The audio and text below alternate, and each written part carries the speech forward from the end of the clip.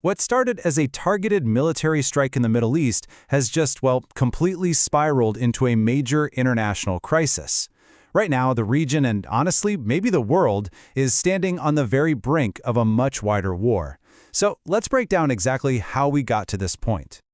The big question, the one that's on everyone's mind, is a pretty sobering one. Are we watching the very beginning of a new and potentially devastating war in the Middle East? Because what's unfolding right now is really shaping up to be one of the most dangerous conflicts we've seen this century. So, how did this all happen? How did we get here? Well, it all kicked off with a single, massive military operation that basically lit the fuse for this entire crisis. Okay, so the first move happened back in late February 2026. Israel, working together with the United States, launched this big operation targeting Iran. And these strikes weren't random at all. They were laser-focused on nuclear facilities and military sites. The stated goal? To try and weaken Iran's long-range missile program. This operation had an official name, Lion's Roar, and it was a huge joint effort. Their stated objective was pretty clear: to neutralize what they saw as growing threats to the security of the whole region. This was the opening salvo, the move that set everything else in motion. Yeah, an operation on that scale was never, ever going to go unanswered. You just knew it. And sure enough, Iran responded, and they responded forcefully, making good on all their public vows to retaliate against any attack on their home soil. And you can really see the back and forth, the tit-for-tat nature of this whole thing right here. So, in response to Lion's Roar, Iran launches Operation Promise of Truth 4, but this wasn't just a single strike back.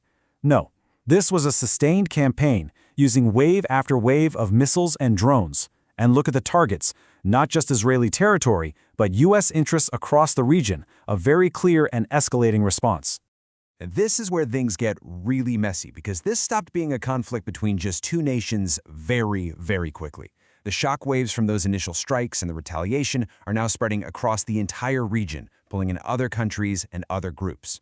So now, what are we seeing? Well, we've got Iranian strikes hitting the UAE and tragically causing civilian casualties there. At the exact same time, Iran's ally Hezbollah starts launching rockets from Lebanon into northern Israel. And of course, Israel then retaliates with its own strikes inside Lebanese territory. The borders are effectively blurring as this whole thing spreads like wildfire. And with this widening conflict comes a devastating human cost. According to Iranian media, those initial strikes have killed over 1,000 of its citizens. It's just a stark, awful reminder of the real-world consequences of these military decisions.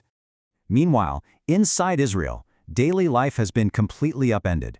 The country is now under a national state of emergency.